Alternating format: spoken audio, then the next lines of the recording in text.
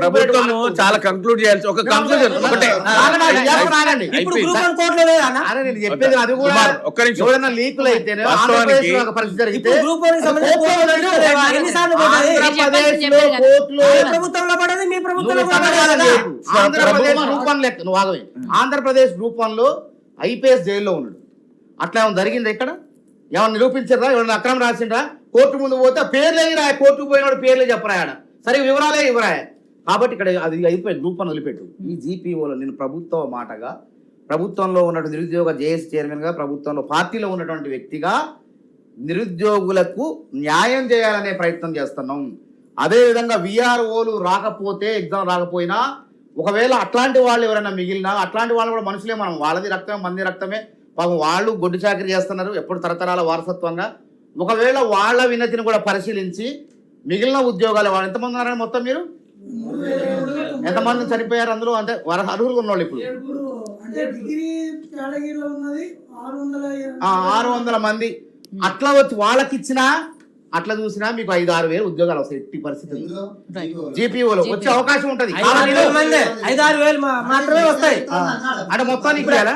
మొత్తం ఇవ్వాలా? మరి మీరేమన్నారన్నా? అరే మేము భర్తీ చేస్తారన్నా? ఒక్క నిమిషం. మాకు 2 లక్షలు సంవత్సరానికి 2 లక్షలు ఏ విధంగా భర్తీ చేస్తారు? మరి సంవత్సరానికి 2 లక్షల ఉద్యోగాలు భర్తీ చేస్తామని ప్రభుత్వం అధికారంలో వచ్చినప్పుడు అది ఏ విధంగా భర్తీ చేస్తారు?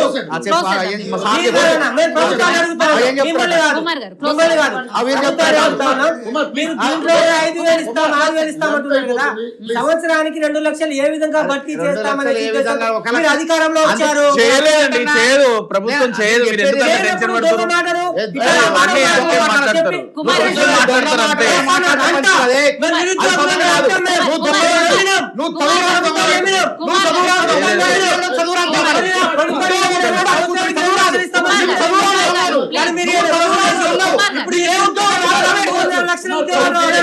ఈ డిబేట్ కోసం కాబట్టి నువ్వు మాట్లాడుతున్నావు.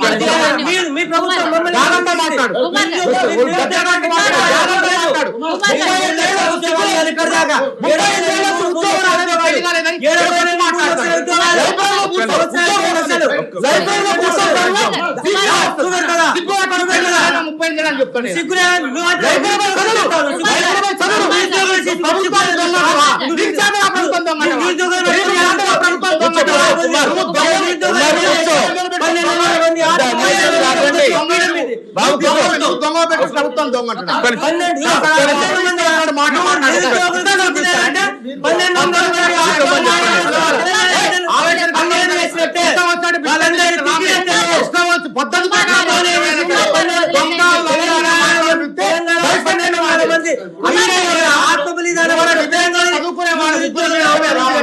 చదువుకునే వాళ్ళ ముగ్గురు పిలిస్తే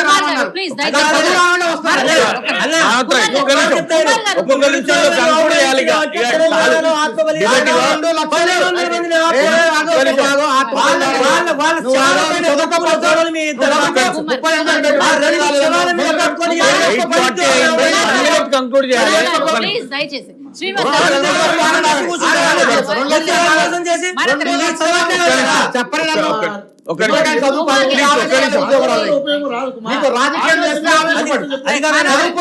ఓపిక చదువుకుంటే ఉద్యోగం వస్తుంది.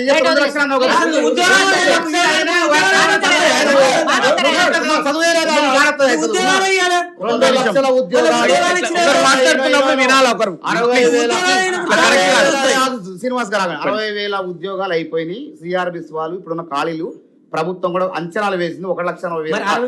అది చెప్పని అందుకే ఉద్యోగం రావటం నీకు ఆవేశపడటం వల్ల చెప్పాను. రాజకీయాలు ఇప్పుడు 60,000 మంది ఇచ్చిపోయినప్పుడు మరి మిగతా 1,40,000 సమాధానం ఏంటా? ఏం మాట్లాడుతున్నాను? 1,40,000 ఉన్నాయి అంటున్నాను. ఇంకా గందరగోళం ఉంది పరిస్థితి. ఈ గందరగోళాన్ని భవిష్యత్ తరాలలో గందరగోళం లేకుండా చేయాలంటే ఒక 60 రోజులు ఓపిక పట్టు. ప్రభుత్వం ఐఏఎస్ కమిటీ వేసింది. ఓపిక పట్టు, చదువుకో. 2 నెలల సమయం వస్తే నువ్వు 2000 ప్రశ్నలకు సమాధానాలు చదువుకోవడానికి లైబ్రరీలో కూర్చో. ఓకే. నువ్వు ఇక్కడ కూర్చొని ముచ్చట నాకు పెడితే ఒక మాట అన్న.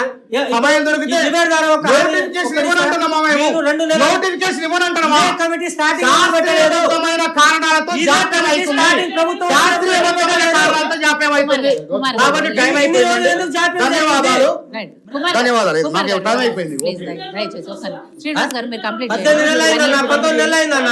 ప్లీజ్ కుమార్ గారు ఆ? కుమార్ గారు ప్రభుత్వం నాయక్ వచ్చి ఎన్ని నెలలు అయిందన్న? గారు. కుమార్ కుమార్ ఎప్పుడు అయింది? టెట్ ఎగ్జామ్ కి దానికి సంబంధం ఉందా? టెట్ ఎగ్జామ్ కి నువ్వు దీన్ని కలుపుతానా?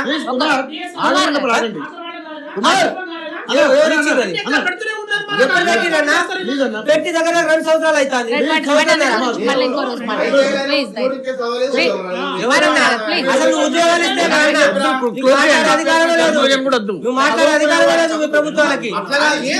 గ్రూప్ రాలేదు 35 ఏళ్ళు వచ్చినాయి. మానవతరే గారు ప్లీజ్ కాదు. దయచేసి. మానవతరే గారు రాజకీయం చేయమని మానవతరే గారు ఒక్క నిమిషం. ఆ, ఇగో, కుమార్ ఆ గారు. రోజు మీరు ఆర్థిక చేస్తే 3 రోజులు. కుమార్ గారు. ఆ రోజు మీరు ఆర్థిక చేశారు. అవేంటి అయిపోయింది ఆయన దయచేసి. మాట్లాడారు కదా, చాలాసేపు మాట్లాడింది కాదు. మీరు ఇట్లా గంటలు గంటలు మాట్లాడితే ఎట్లా?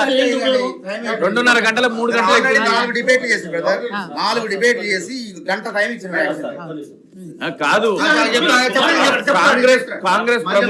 కాంగ్రెస్ ప్రభుత్వము ఒక నిమిషం. కాంగ్రెస్ ప్రభుత్వము నిరుద్యోగులకి అటు ఆల్రెడీ ఉద్యోగాలలో కొనసాగుతున్నటువంటి విఆర్ఓల మధ్యన ఒక రకమైనటువంటి అస్పష్టతకు వాళ్ళ మధ్యన కన్ఫ్యూజన్ క్రియేట్ చేసినటువంటి పరిస్థితి. ఇంతసేపు మానవతరాయ్ మాట్లాడినటువంటి పరిస్థితి ఏంటంటే ఇది అసలు నోటిఫికేషనే కాదు. ఇక ఈ డిబేట్ కంక్లూజన్ మనకి ఏమొచ్చిందంటే Notification ప్రభుత్వం ఏ కాదు. చెప్పాల్సింది ఏంటంటే రేపు పొద్దున Notification అయితే ముఖ్యమంత్రి అందరూ రాసేవాళ్ళు, ముఖ్యమంత్రి గారు చేసుకోవాలి. ప్రభుత్వ ఉద్యోగులు ముఖ్యమంత్రి గారు చేస్తారు. ఒక్కొక్క నిమిషం, ఒక్క నిమిషం. ముఖ్యమంత్రి గారు ఏం చెప్పిందంటే చాలా గొప్పగా మేము 30,000 ఉద్యోగాలకు నోటిఫికేషన్ ఇస్తున్నా అని చెప్పిన సందర్భంలో నిరుద్యోగులు ఆశతోని 10,000 ఉద్యోగాలకు మాకు ఆ 30లో 10,000 కూడా